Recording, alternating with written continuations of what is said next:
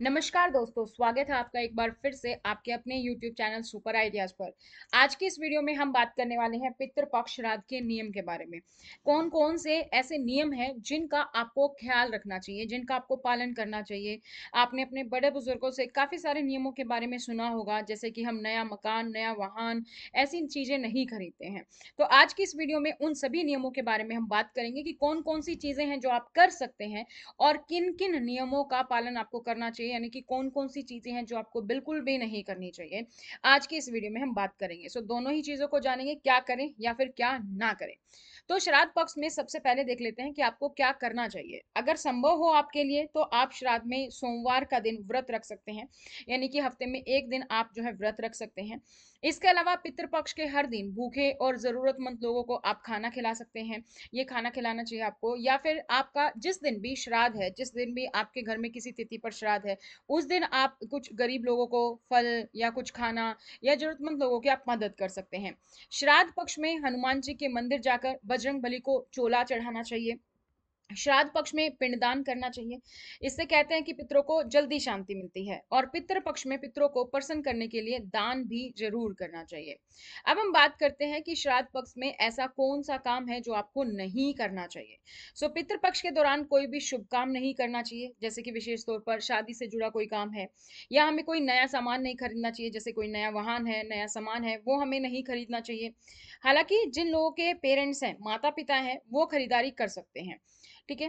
तो इस दौरान मांसाहारी भोजन का सेवन नहीं करना चाहिए। श्राद्ध करने वाले इंसान को नाखून बाल नहीं काटने चाहिए। इस दौरान आप भूल कर भी किसी पशु पक्षी को कष्ट ना दें, बल्कि उन्हें भोजन कराएं, उन्हें सम्मान दें।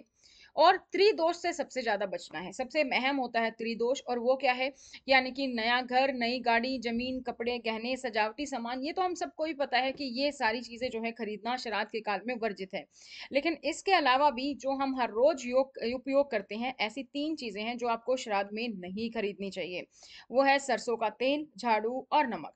सरसों का तेल आपको श्राद्ध के दौरान नहीं खरीदना चाहिए। इसके शुरू होने से पहले या फिर श्राद्ध पक्ष खत्म होने के बाद ही सरसों का तेल खरीदे। कहा जाता है इससे शनि का प्रकोप होता है। झाड़ू का संबंध भी धन की देवी मां लक्ष्मी से है। पितृ पक्ष में या श्राद्ध में नई झाड़ू खरीदना गरीबी लाता है। और वैसे भी 5 दिन का हमारा दिवाली पर्व आने वाला है, और उस दिन तो हम धनतेरस के दिन झाड़ू खरीदते हैं। नमक, श्राद्ध के दौरान नमक खरीदना भी वर्जित है। बेहतर है कि आप श्राद्ध के भोजन या फिर दान के लिए अगर आपको नमक दान करना है तो वो आप खरीद लें।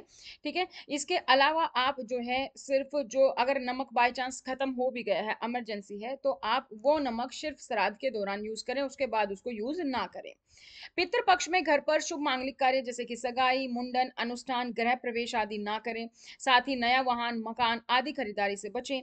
पितृ पक्ष के दौरान कोई भी नई चीज नहीं खरीदनी चाहिए। ना ही मांसाहार भोजन करें, उसका पूरी तरीके से त्याग करें। हो सके तो लहसुन प्याज युक्त भोजन पकाएं। साथ ही खाने के लिए कांच और लोहे के बर्तनों का प्रयोग ना करें। पितृ पक्ष के समय आपको खाने पीने की चीजों पर विशेष सावधानी बरतनी होती है, जैसे कि इस समय पर चना, काला नमक, खीरा, सरसों का साग, जीरा, लौकी, ये सब खाने के लिए मना किया जाता है। इसके अलावा बहुत ज्यादा मिर्च वाला खाना, बैंगन, सफेद तिल, लौकी, मूली, काला नमक, जीरा, सत्तू, मसूर की दाल, चने, सरसों का साग, इनका भी सेवन नहीं करना चाहिए। पितृपक्ष में पितरों के लिए श्राद्ध से जुड़े सभी कार्य सूर्य के प्रकाश में ही कर लेने चाहिए, यानी कि संध्या काल या रात्रि के समय पर श्राद्ध नहीं करना है। और साथ ही कर्ज लेकर भी श्राद्ध नहीं करना है। जो आपकी श्रद्धा है वो आप श्राद्ध करें। ठीक है। तो जो आपकी श्रद्धा है वही आप अपनाएं। ऐसा नहीं है कि आपने कहीं पर देख लिया कि इस तरीके से पूजा करनी चाहिए, ये करना चाहिए। जो आपके घर में होता आ रहा है वही आप करें, लेकिन उसके लिए कर्ज ना लें। जो आपकी श्रद्धा है, जो आपसे बन पड़ता है, उसी तरीके से आप जो अपना श्राद्ध करें। श्राद्ध के खाने को लोहे के बर्तन में नहीं बनाना चाहिए। इसके लिए आप तांबे, पीतल या किसी अन्य धातु के बर्तन का उपयोग कर सकते हैं। हो सके तो पितृपक्ष के दौरान बाल और दाढ़ी ना कटवाएं, इससे आपको धनहानि होती है।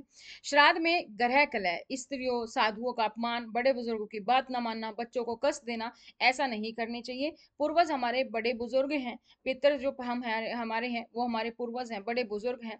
तो वो अपने घर में सुख शांति देखना चाहते हैं। आप मान के चलो कि अगर आपके घर में कोई बड़ा बुजुर्ग आता है तो आप किस तरीके से अपने घर में पेश आते हैं कि बड़ा बुजुर्ग खुश रहे, कि हाँ सब सुख शांति से हमारे घर में रह रह रहे हैं। तो ये जो पितृ हैं हमारे, जो हमारे पूर्वज हैं, 15 दिन के लिए धरती पर आए हैं, तो आप इनको इसी तरीके से दिखाएं कि वो संतुष्ट हों कि मेरे परिवार में सब कुछ हंसी खुशी है, सब कुछ प्यार से सब लोग रहते हैं। इसके साथ ही आपको अपनी पूजा का पूर्ण पूर्ण मिलता है। अगर आप कलह दिखाएंगे तो पितृ भी नाराज होंगे और आपको अपनी पूजा का पूरा फल नहीं मिलेगा।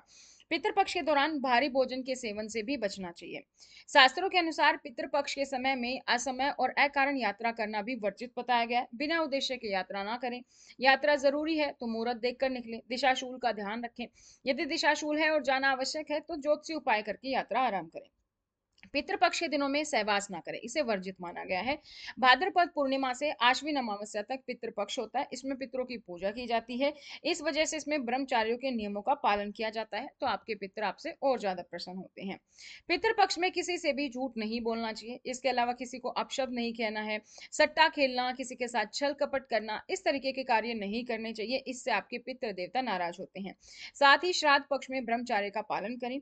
पितृपक्ष में यदि आपके दरवाजे पर कोई भी आया, चाहे वो कोई जानवर हो, साधु हो, उनका अपमान ना करें। इन लोगों का अपमान करने से आपके पितृ नाराज होते हैं। साथ ही घर की चौखट पर यदि कोई गाय है, कुत्ता है, भिखारी आता है तो उसका भी अपमान ना करें। श्राद्ध के दौरान तर्पण के लिए काले तिल का प्रयोग करना चाहिए। इस दौरान भूल कर भी लाल या सफेद तिल का इस्तेमाल ना करें। साथ ही श्राद्ध करने के लिए लोहे के बर्तन का इस्तेमाल ना करें। और जो है आप इस दौरान पीतल के बर्तन में जैसे खाना बना सकते हैं, तांबे के बर्तन में पानी पी सकते हैं, वो आपको करना चाहिए। श्राद्ध के लिए आप जो भोजन बना रहे हैं उसे न तो आप चखें और न ही पहले खुद खाना चाहिए। पहले श्राद्ध के लिए निकालें, क्योंकि कई लोगों की आदत होती है खाना बनाने के बाद चखते हैं, तो वो आप यहाँ पर ना करें। शुद्धिकरण से आपका पूरा का पूरा आप खाना बनाएं। तो ये थी दोस्तों आप सभी लोगों के लिए सारी जानकारी। उम्मीद करते हैं आपको ये जानकारी पसंद आई होगी। इसके अलावा अगर आपके मन में कोई भी सवाल है श्राद्ध को लेकर, तो आप हमें बेझिझक कमेंट सेक्शन में कमेंट कर सकते हैं। आज की इस वीडियो में इतना ही, फिर मिलेंगे नई जानकारी के साथ। तब तक धन्यवाद।